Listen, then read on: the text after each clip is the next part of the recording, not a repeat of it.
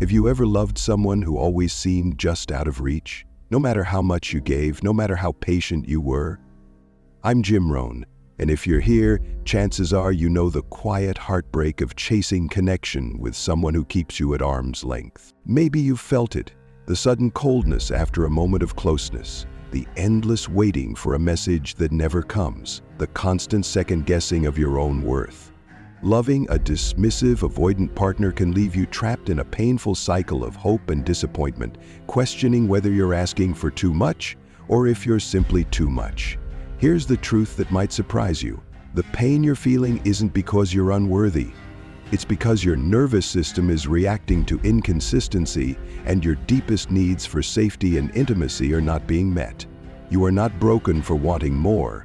You are awake, and it's time to reclaim your power. In this video, we're going to walk through the hidden emotional patterns behind loving a dismissive avoidant, and most importantly, how to heal. I'll show you how to recognize deactivating behaviors without personalizing them, how to communicate your needs with unshakable clarity, and how to stop abandoning yourself in relationships that ask you to shrink. Healing doesn't mean becoming colder. It means becoming stronger, more rooted in your own self-worth than ever before. If you're ready to step out of the confusion and into your own emotional maturity, you're in the right place.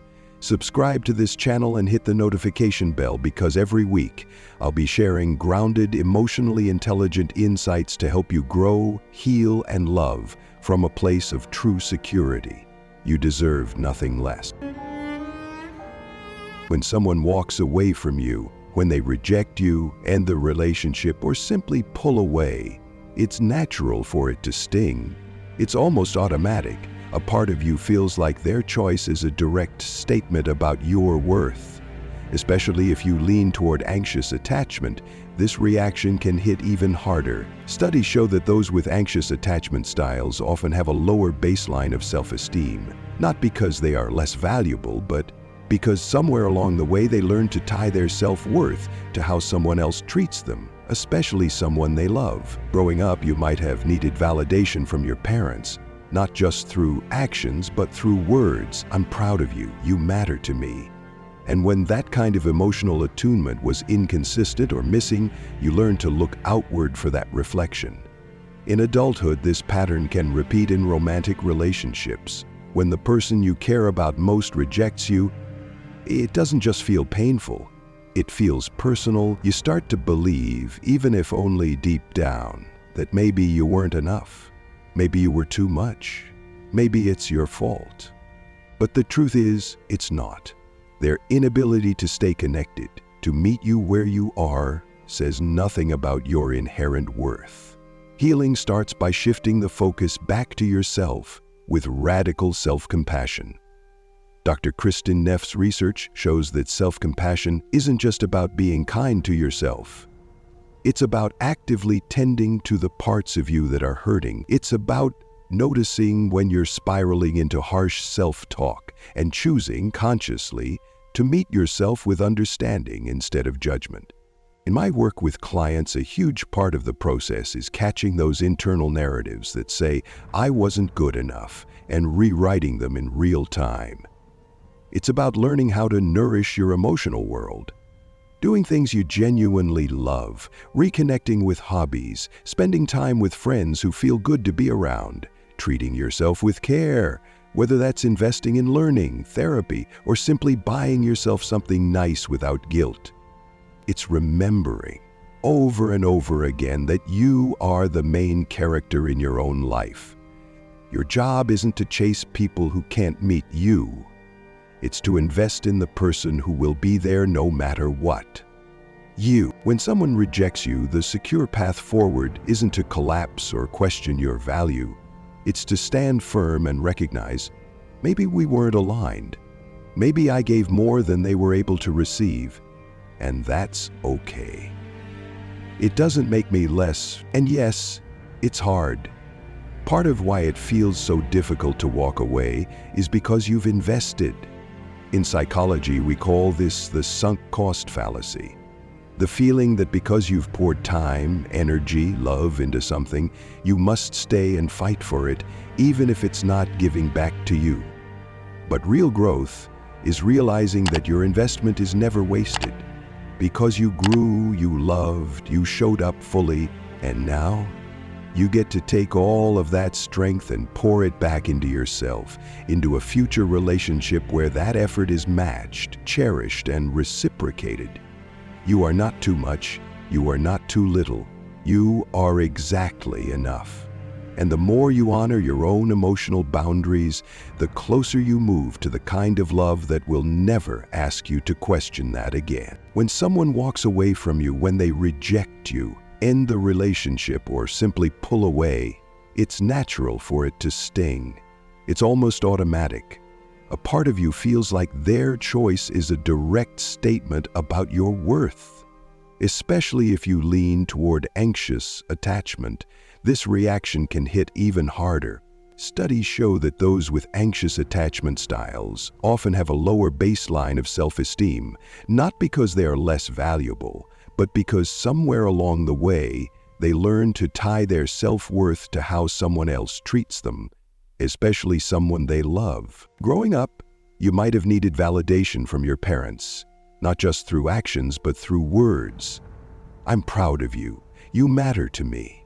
And when that kind of emotional attunement was inconsistent or missing, you learned to look outward for that reflection. In adulthood, this pattern can repeat in romantic relationships. When the person you care about most rejects you, it doesn't just feel painful, it feels personal. You start to believe, even if only deep down, that maybe you weren't enough. Maybe you were too much. Maybe it's your fault. But the truth is, it's not. Their inability to stay connected, to meet you where you are, says nothing about your inherent worth. Healing starts by shifting the focus back to yourself with radical self-compassion. Dr. Kristen Neff's research shows that self-compassion isn't just about being kind to yourself. It's about actively tending to the parts of you that are hurting. It's about noticing when you're spiraling into harsh self-talk and choosing consciously to meet yourself with understanding instead of judgment. In my work with clients, a huge part of the process is catching those internal narratives that say, "I wasn't good enough," and rewriting them in real time. It's about learning how to nourish your emotional world, doing things you genuinely love, reconnecting with hobbies, spending time with friends who feel good to be around, treating yourself with care. Whether that's investing in learning, therapy, or simply buying yourself something nice without guilt, it's remembering over and over again that you are the main character in your own life. Your job isn't to chase people who can't meet you, it's to invest in the person who will be there no matter what. You. When someone rejects you, the secure path forward isn't to collapse or question your value. It's to stand firm and recognize, maybe we weren't aligned. Maybe I gave more than they were able to receive, and that's okay, it doesn't make me less. And yes, it's hard. Part of why it feels so difficult to walk away is because you've invested. In psychology, we call this the sunk cost fallacy. The feeling that because you've poured time, energy, love into something, you must stay and fight for it, even if it's not giving back to you. But real growth is realizing that your investment is never wasted. Because you grew, you loved, you showed up fully, and now you get to take all of that strength and pour it back into yourself, into a future relationship where that effort is matched, cherished, and reciprocated. You are not too much, you are not too little, you are exactly enough. And the more you honor your own emotional boundaries, the closer you move to the kind of love that will never ask you to question that again. The truth is, the more energy, time, and heart you invest into something, the harder it becomes to let go. And in the context of a relationship, it's likely that you gave more, tried harder, showed up more consistently than they did, and somewhere deep down, that imbalance feels unfair, doesn't it? You think, I did everything right. I was honest about my feelings, I communicated my needs, I stayed patient, understanding, and kind, and still, They treated me like this. That sense of injustice makes the breakup even harder to process. It's not just sadness you're feeling, it's also betrayal of the effort, the sincerity, the vulnerability you brought to the table. When someone leaves abruptly or without clear reasons, it reinforces that painful narrative. After everything I gave you, how could you just walk away? It's why so many of my clients call me filled with questions. Questions about their ex's mindset, their psychology, the hidden reasons behind their behavior. They turn themselves inside out trying to find answers. And let me tell you, wanting to understand is natural, but staying stuck in that cycle of why did they do this is a trap. It's the wrong question if you are trying to heal. It doesn't lead to peace. It leads to more pain. The real liberating question is, what do I want now? What do I need to move forward stronger, wiser, and more whole? If you invested deeply in that relationship, be proud of that. Your willingness to love fully, to show up with courage and truth is not a weakness. It's proof of your capacity to build something real. The loss doesn't erase that. It affirms that you have something valuable to offer, and it deserves to be matched, not wasted. Yes, it hurts. Of course it does. You're not just grieving the relationship, you're grieving the future you thought you were building together. You're grieving fairness, and that is a profound kind of loss. But I want you to look back and know, I stayed true to myself. I led with integrity. I brought my full heart to the table, and that is something you never have to regret. This mindset is crucial, even if somewhere in your heart you're still wondering whether reconciliation might happen one day. Sometimes reconciliation is possible, but only if real change happens on their end, and real change doesn't come easily. For someone with dismissive avoidant tendencies to build a healthy relationship, they have to do deep inner work. Not just promise it, not just hint at it, but actively live it. It's not impossible, but it's rare unless they themselves fully choose it, consistently, over time. That's why it's important to gently assume for your own emotional safety that they will not change.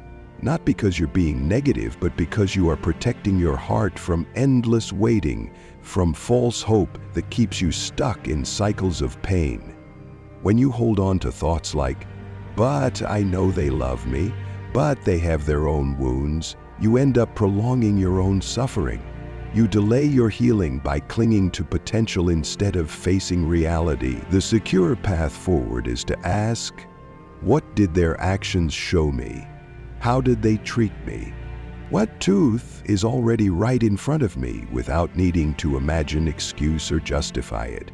Because here you are, showing up, trying to grow, trying to heal, trying to build something better. And the real question isn't about them anymore, it's about you. Are they doing the same? Are they investing in themselves the way you are? Are they worthy of someone who matches your effort, your heart, and your courage, not just in words, but in actions over time? In many cases, the end of a relationship isn't just an ending, it's a mirror. It shines a light on old wounds you may not have even known you were carrying. That's what happened to me. After my own breakup, I started to realize there were things inside me I hadn't fully faced.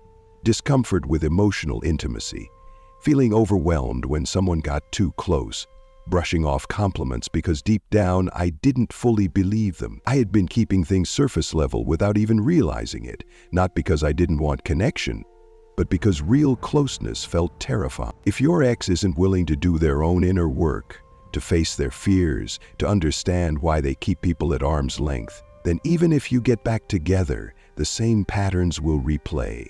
They won't magically become available just because you hope harder or love deeper. Commitment phobia, emotional unavailability, these don't resolve on their own. They require real, uncomfortable growth. And unless they choose that journey for themselves, nothing changes. That's why, right after a breakup, it's so important to stop reaching out, even if every part of you aches to. No texts, no calls, no checking in just to see. Not for punishment, not to play games, but because you need space to break the pattern of chasing validation. space to come back to yourself.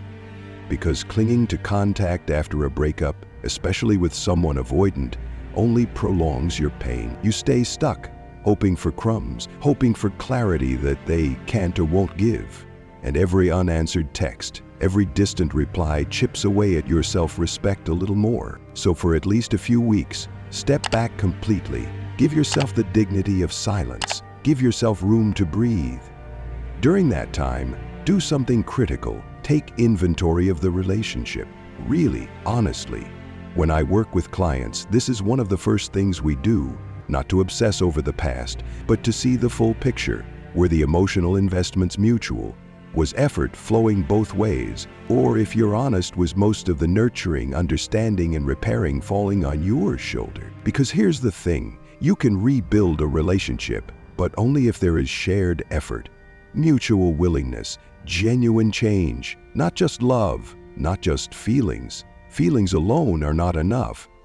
And that's something many people, especially those with anxious attachment, struggle to accept. We hear, "But they love me," and we think love should be enough. But love without action, without consistency, without emotional responsibility, isn't love that builds a stable life.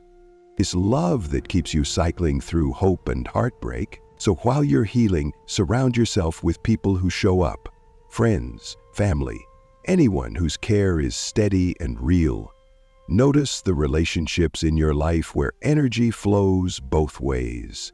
Let those bonds remind you what healthy connection feels like, because one-sided investment shouldn't be your normal. It should be your warning sign. And if someday contact with your ex resumes, if reconciliation becomes a possibility, you must evaluate not just their words, but their behavior. Are they open or still guarded? Are they expressing true regret and growth, or just trying to soothe their own loneliness? Are they respecting your boundaries? Are they showing empathy, not just in moments of guilt, but consistently, with presence and care? This is especially challenging when your attachment wounds are activated, because when you're wired toward anxious attachment, you feel everything so deeply. You're highly sensitive to emotional shifts, and trying to communicate your feelings to someone avoidant, someone who struggles even to feel their own emotions, let alone understand yours, can feel like speaking two different languages. But remember, the intensity of your feelings doesn't mean you have to abandon your boundaries. The depth of your love doesn't mean you should abandon your standards. You deserve connection that feels safe, mutual, and nourishing, not just intense. What truly matters now is that you assess the situation based on the history of the relationship, not based on your hopes, because your hopes will always want to believe they can give you more. Your heart, especially when it's hurting, will naturally imagine their potential rather than acknowledge their patterns. But patterns tell the real story, so your job is to evaluate honestly. Was there mutual effort? Was there real change? Not just promises, not just emotional moments, but actual shifts in behavior. I've even created assessments for this. You can check the description if you need a tool to guide you through it. Because here's the bottom line. Unless you have both mutual emotional investment and clear evidence of change from their side, the relationship won't work long term. This is about reading the emotional current of the relationship, not the fantasy of what could be. It's about recognizing when your drive to reconnect is coming from a place of fear. Fear of losing them, fear of being alone, fear that you won't find another connection. After a breakup, especially one that was sudden or confusing, it's so easy to react without thinking, like trying to catch a falling knife. You rush to stop the pain instead of stepping back and asking, is what I'm trying to save even healthy for me? And that reflection takes time. It often needs conversations with people you trust, friends, therapists, mentors, who can help you see the relationship more clearly when your emotions are clouding your judgment. It requires stepping back long enough to do an honest inventory. What am I fighting for? Is it love? Or is it just familiar pain dressed up as hope? The only real way forward, whether reconciliation happens or not, is by creating an emotionally safe. You cannot build anything lasting on chaos, confusion, or desperation. You have to become your own safe place first. When you build that safe base within yourself, you also create an environment where, if the other person is capable of real growth, a healthy reconnection could eventually happen. But it starts with you anchoring into your own boundaries, your own healing. And sometimes what felt like rejection was never about you being unworthy, it was about them feeling overwhelmed by emotional closeness because neither of you understood attachment dynamics at the time. With new awareness, sometimes both people can meet again with greater understanding, respecting each other's triggers, holding space for growth instead of reenacting old fears. And when two people come together with mutual respect, with clear emotional boundaries, reconciliation becomes not just possible, but genuinely healthy. But here's the part most people miss. In this process, your focus must be on progress, not on forcing an outcome. Right now, your mind may still cling to the goal of getting them back. That's natural, but it's also dangerous, because when you fixate on the end goal, you miss all the red flags, all the signs that would have warned you that nothing has truly changed. There will be moments where things seem to get better, little moments of hope. But if you're not seeing real progress, if the dynamic still feels like it's swinging wildly back and forth without stability, you have to be brave enough to name it. Ask yourself honestly, is this moving forward, or am I stuck in the same loop, hoping it will magically be different this time? Your self-worth isn't defined by whether someone comes back or stays. It's defined by how fiercely you choose to honor your needs, your heart, and your future, even when it's hard. So your focus now must be on progress, not just on the ultimate goal of getting back together. And there's another key piece. You have to set a time limit for yourself. Because if the connection stays stuck in this on and off dynamic, if you don't see any real progress after a few months, you can't just keep waiting. Not for months, not for years, hoping that one day they'll wake up and change. If they're content with the way things are, if they're not putting in any effort to build something stronger with you. That's your answer. And if the dynamic that's forming isn't the kind of relationship you want long-term, you owe it to yourself to walk away. Not out of anger, not out of punishment, but out of loyalty to your own future. Personally, I recommend setting a timeline, maybe 3 months, maybe 6, but no longer than a year. Because if real, lasting change is going to happen, you'll start to see the signs early. You don't need to stay suspended in uncertainty forever. Healing and clarity should unfold over weeks and months, not endless years. When I work with my clients through platforms like WhatsApp, we follow this process. First, we build that secure base within themselves. We reflect deeply, taking inventory of the real relationship dynamics, not just the highs, but the patterns as a whole. Then, if there's healthy ground to stand on, we work on communicating more effectively, re-engaging thoughtfully, slowly. And if after 1 or 2 months there's still no shift, if it still feels distant, fearful, half in, then the writing is on the wall. They're not meeting you where you are, and that's when it's time to draw your own conclusions with clarity and self-respect. So when is it time to truly move on? It's when you've changed the way you show up. When you've created a secure, grounded emotional environment and still, they remain trapped in old patterns.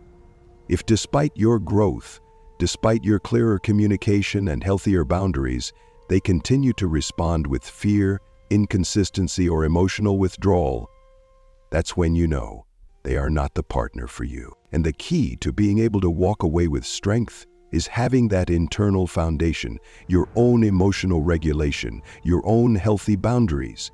Because if you're still constantly triggered, constantly spiraling when they pull away, your communication will reflect that anxiety. They'll sense the urgency, the tension, and it will push them further away. That's why emotional regulation, your ability to stay calm, grounded, and clear, is essential not only for healing, but for creating healthy dynamics moving forward, with or without them. Clear boundaries are also crucial. Not vague, not half-hearted. You need to know exactly what you're willing to accept and where your non-negotiables are. After breakups, it's easy to let boundaries become blurry because you miss them. You want to reconnect. But clarity is kindness, both to yourself and to them. Now, a final and essential reminder: do not get trapped in the fantasy of potential.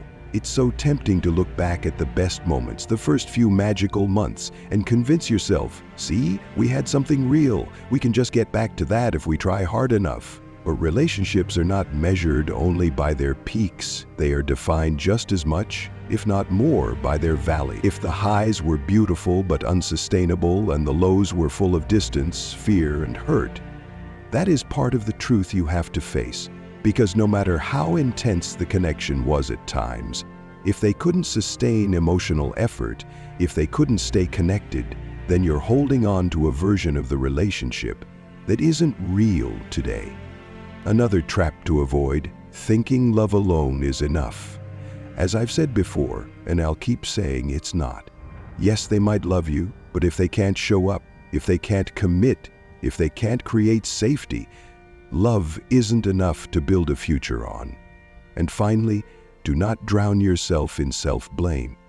It's so common to think, maybe it's my fault, maybe if I had been less anxious, less emotional, less intense, they would have stayed. But that's not the whole story.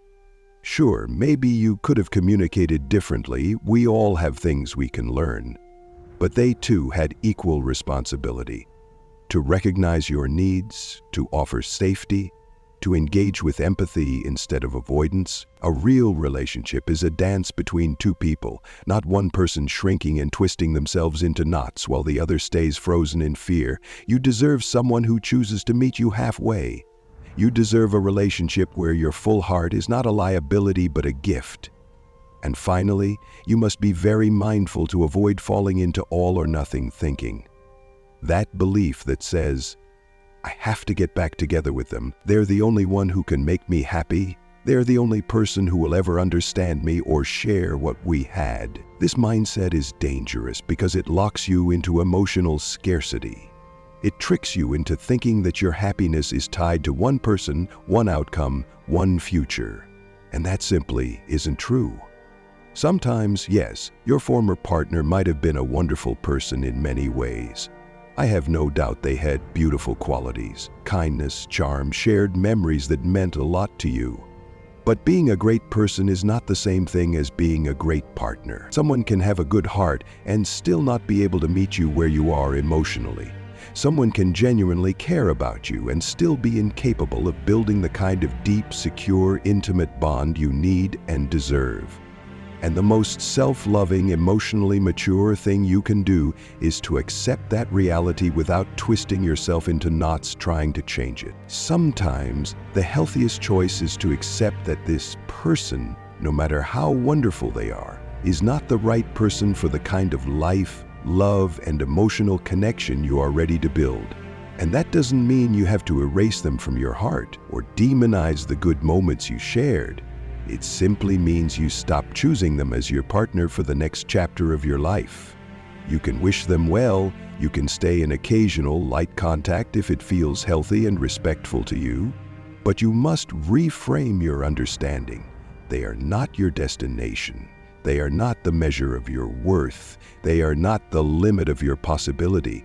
No matter how much potential you saw, no matter how strong the early connection felt, no matter how many moments made you believe in what could have been, what matters most is what is. And if they cannot or will not meet you in real intimacy, commitment, and emotional safety, then they are simply not the partner your soul is calling for. You don't build a life based on flashes of magic.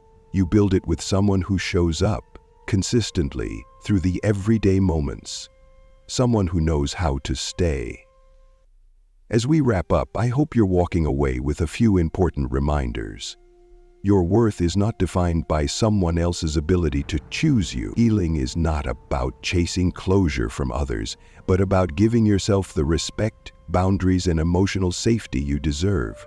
Progress matters more than promises, and real love is built with mutual effort, not just fleeting emotions. Choosing yourself, your peace, your future, your emotional health is always the higher path, even when it's the harder one.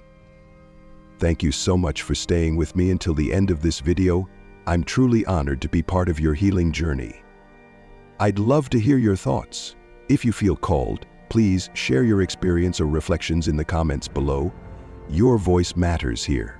And if you found value in this, don't forget to subscribe and turn on notifications so you won't miss future videos that will support you in building a life and love rooted in true security and self-worth. Your next chapter is waiting, and you're more ready than you know.